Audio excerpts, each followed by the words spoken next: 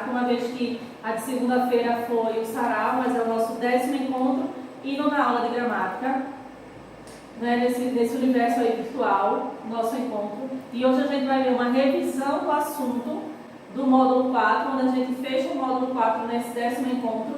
Aí agora a gente vai rever uma revisão ainda do módulo entre sujeito e predicado, classificações de sujeito. E outra coisa, tem gente que não mandou nenhum e-mail, tá? Aí eu coloquei já aqui na frente, prisma.jamilxavier@gmail.com.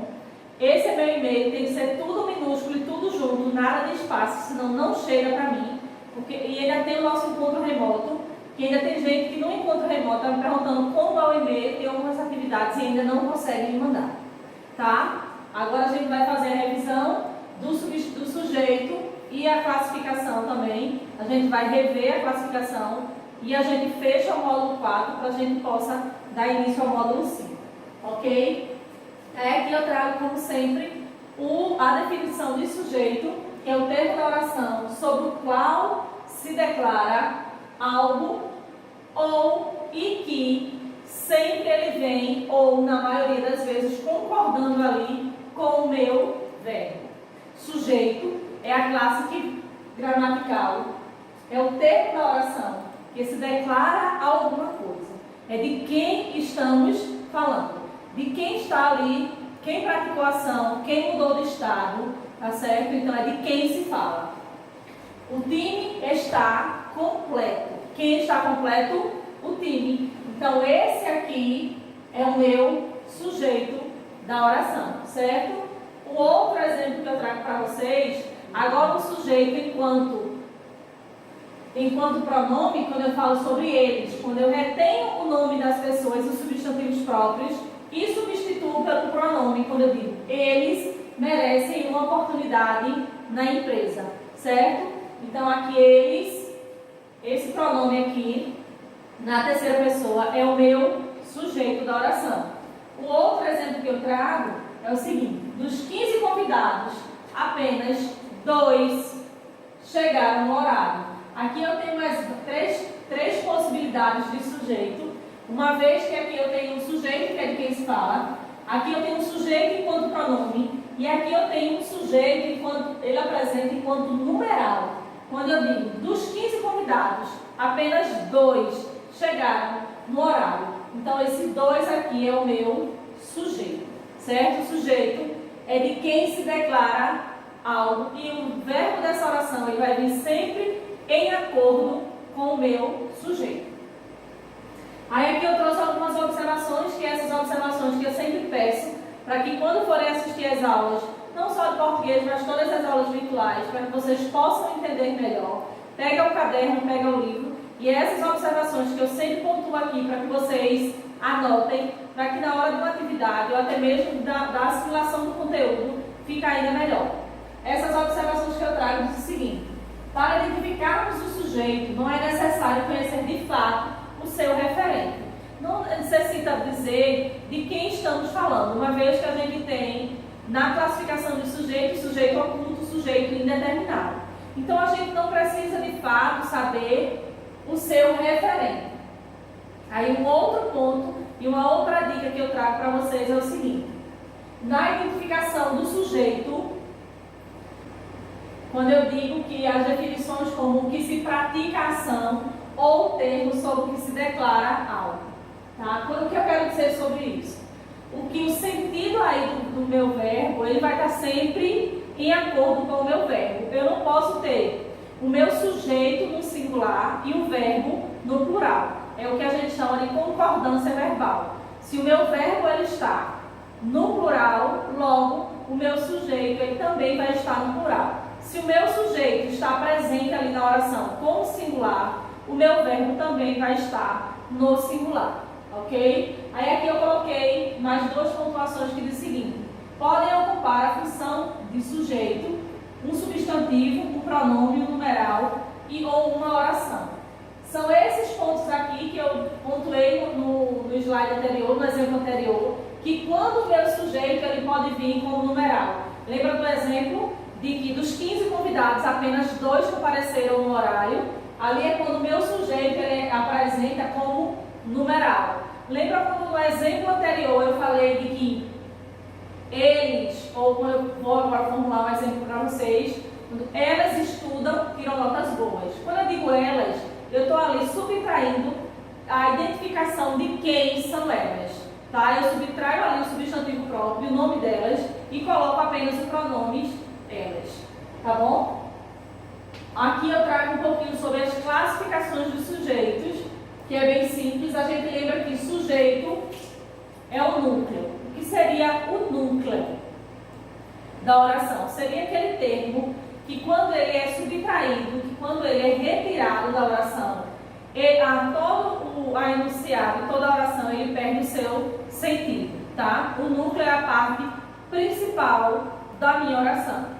Aí aqui eu digo a palavra mais importante do sujeito e do predicado. O núcleo é aquela parte que, se retirado, perde o sentido, tanto o sujeito quanto o predicado. Essa importância se dá ao fato de que o núcleo concentra ali o significado básico desses termos. Ou seja, quando ele é retirado, ele é subtraído, ele perde todo o sentido da oração. Aí agora a gente vai ver as classificações em si e a gente já começa com o sujeito simples. O que seria um sujeito simples na classificação de sujeito? Seria aquele sujeito onde ele apresenta apenas um núcleo. Ele apresenta apenas uma palavra ali enquanto sujeito. Quando dentro do meu enunciado eu tenho a presença de um núcleo, de um sujeito, eu tenho um tipo de sujeito simples. Aí aqui eu digo o seguinte: eles mofam os pães, estragam sapatos e tingem paredes. Quando eu digo eles, eu estou ali subtraindo quem foi que fez toda essa ação. Eles aí é o meu sujeito, tá? Quando eu digo que o meu sujeito ele pode vir como pronome, esse aqui é um dos exemplos. Aí aqui eu trago a explicação para que vocês possam anotar e assimilar melhor quando eu digo que significa. Sujeitos simples, pois apresentam apenas um núcleo, eles. E aqui esse meu sujeito ele vem representado como um pronome. O outro eu digo o seguinte: Maria tinge paredes e mancha verde. Maria é o meu sujeito simples, porque Maria ele tem apenas um núcleo, certo? Então o sujeito simples ele é constituído de apenas um núcleo, ou seja, apenas de um sujeito na oração. Quando eu falo de sujeito composto, é quando eu digo que dentro do meu enunciado eu tenho um sujeito com dois núcleos, ou seja, com dois sujeitos ali, para compor o sentido completo da oração. Aí aqui eu trago para vocês o seguinte: os lobos e ursos tornaram-se um instrumento de cientistas. Aqui eu tenho dois núcleos, porque observe, quando eu digo que núcleo é o termo da oração, que se ele for retirado, ele perde o sentido, a gente imagina que, se a gente tira os dois núcleos, o meu sujeito composto, tornaram-se um instrumento dos cientistas. Quem tornou, quem participou ali, a gente percebe que a oração agora, ela perde o seu sentido. Por que ele perde o sentido? Porque eu tirei meus dois núcleos, eu tirei o meu sujeito composto. Ok? Aí aqui eu coloquei. Já neste exemplo, observe que o sujeito do verbo torna-se é formado por dois núcleos. Quem se torna instrumento dos cientistas? Os lobos e os ursos. Ok? Então a gente entende que se ele é formado por dois núcleos, eu tenho um sujeito composto. Aqui eu coloquei lobos e ursos, logo temos um sujeito composto. João e Maria perderam-se na floresta. Quem se perdeu na floresta? João e Maria. Se João e Maria são o meu sujeito, logo, se tenho dois núcleos, se eu tenho dois núcleos, eu tenho um sujeito composto. Agora a gente vai ver um pouquinho de sujeito oculto. Cuidado, porque vocês confundem muito o sujeito oculto com o sujeito indeterminado.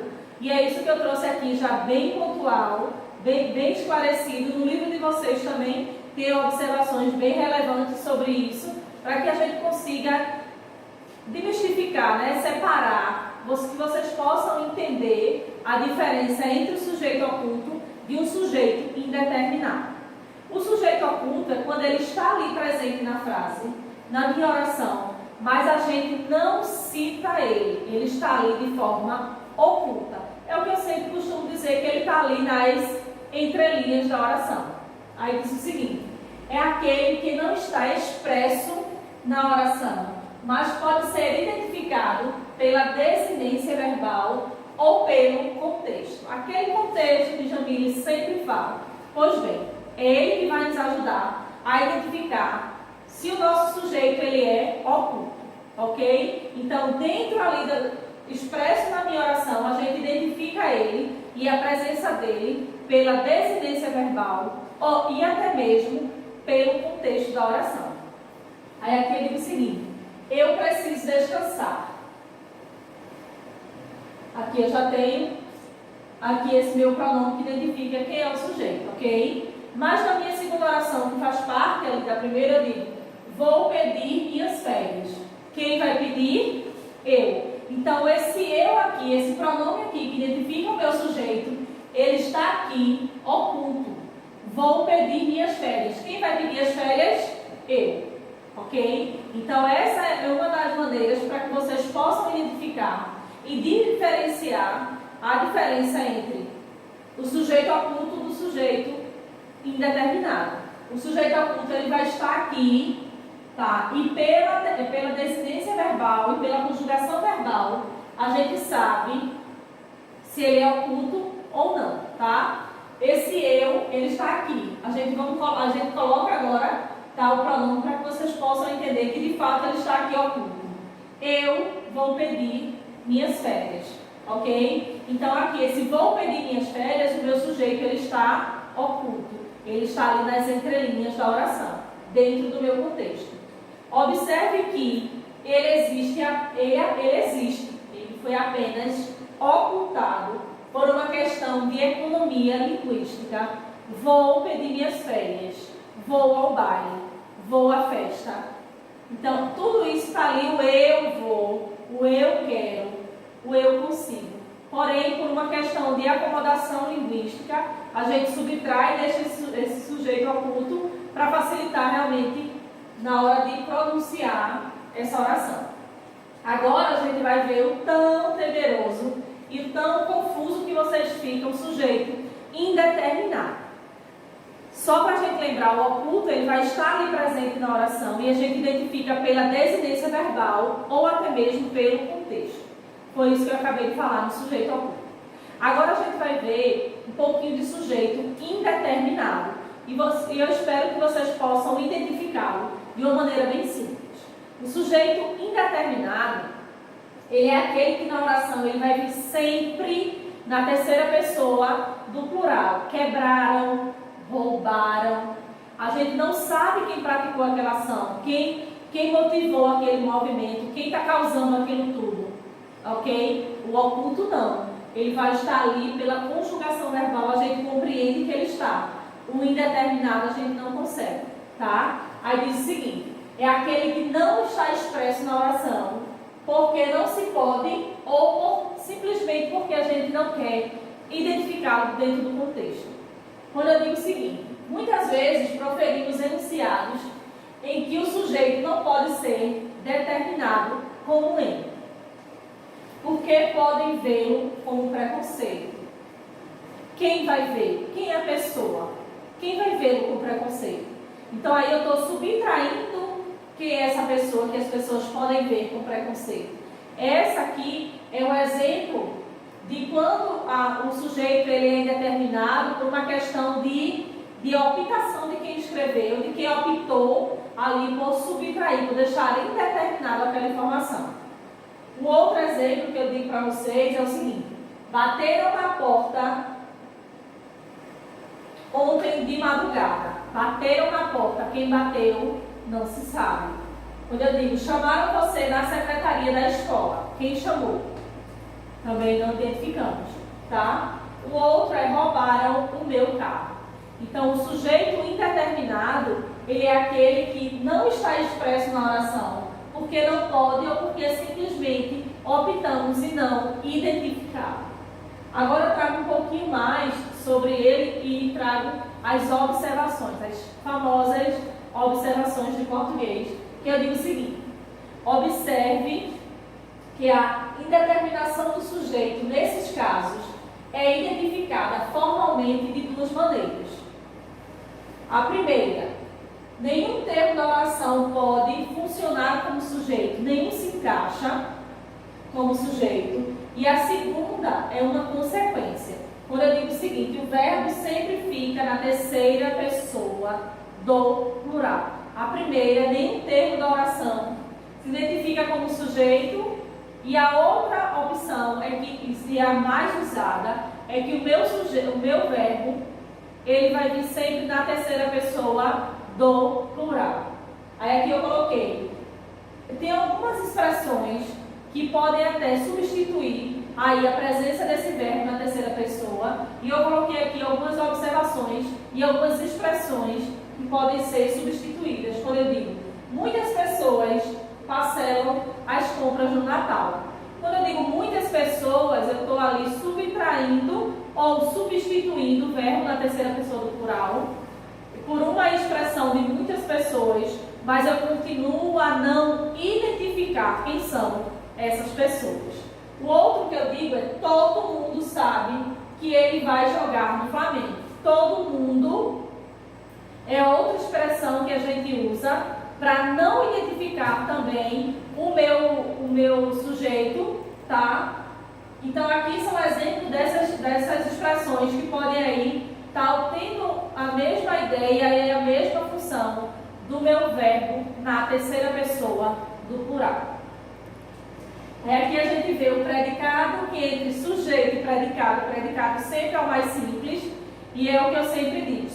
Quando a gente diz que sujeito é de quem se fala, e quando dentro da minha explicação eu digo que o predicado é de quem é o restante da oração, a gente identifica de quem a gente estava falando e o resto é o meu predicado. Mas isso não quer dizer que é definição de predicado, porque muitas vezes vocês colocam nos exercícios e nas provas que o predicado é todo o resto da oração. Aí agora eu trago aqui a definição do predicado. Professora, mas a senhora sempre diz nas explicações que o predicado é o restante da oração. Sim, é o restante da explicação no sentido da oração, quando eu estou falando da explicação, para que vocês tenham uma assimilação. Mas isso não é a definição do predicado segundo a nossa gramática. Ok? Aí diz o seguinte: é o termo da oração que declara algo sobre o sujeito. O sujeito é de quem se fala e ele é o que declaramos sobre o sujeito. Como é que eu identifico o meu predicado na minha oração? Eu identifico o seguinte: eu sempre faço uma pergunta ao verbo, a gente identifica o sujeito. Identificou o sujeito, todo o resto é o meu predicado. Agora a gente não vai ver ainda a classificação do predicado, que a gente sabe que a gente tem o predicado nominal, verbal e o predicado verbo nominal, mas é um assunto ainda para esse ano, mais um pouco mais à frente, tá? Enquanto isso, vocês não se preocupem, só identifica o meu predicado. Aí agora eu trouxe alguns exemplos que diz o seguinte: ela, que aqui seria o meu sujeito, havia se instalado em algum ponto da África. Percebam que a gente identificou aqui que ela é o meu sujeito e todo o resto da oração, que é de quem a gente declara algo, havia se instalado em algum ponto da África, é o meu predicado. O outro ponto que eu falei, que eu escrevi aqui para vocês, é o seguinte: eu fiquei chocada ao descobrir. Quem ficou chocado ao descobrir? Eu. Então eu é o meu sujeito. Identifico o meu sujeito, todo o restante é o meu predicado. Ok? É de quem se declara alguma coisa. Elas foram durante a madrugada. Quem foi durante a madrugada? Elas. Então elas é o meu sujeito, que é aquela pergunta que eu sempre digo a vocês, para que vocês façam ao verbo. Quem foi de madrugada, durante a madrugada? Elas. Identifiquei o sujeito. O restante da minha oração é o meu predicado. Percebam como é simples o uso do predicado nas orações. Aí agora eu trago para vocês mais uma vez o meu e-mail, para quem perdeu lá no primeiro slide, na abertura dessa aula. Eu trago aqui também no final. E como eu falei lá no início, que a gente estava hoje na nossa 10º encontro virtual, na nossa 9ª aula de gramática, revisando sujeito e predicado e classificações do sujeito. A gente conclui hoje o módulo 4, mais atividades em hora de revisar, na página 159. Nessa hora de revisar, de rever, vocês vão fazer uma página só e a gente vai ver um pouco sobre o nosso assunto. Tá aqui meu e-mail, caso vocês tenham alguma dúvida, tá? Para pontuar, lembrando que a gente também tem, fora esse encontro, toda segunda-feira, a gente tem um e-mail que vocês podem estar me enviando as atividades. E não se preocupem, eu estou anotando tudo. Já acabei o caderninho daquele famosinho que vocês já sabem. Já estou com um caderno novo. Mas o nosso encontro remoto, porque no 7º ano eu estou sentindo falta de alguns alunos que em todos os encontros remotos que já tivemos uma vez por semana, eu não os vejo, certo? Eu estou por aqui, deixo um abraço para vocês. Esse foi a nossa 9ª aula de língua portuguesa, nosso 10º encontro virtual. E o nosso reencontro físico está cada vez mais perto. Até breve.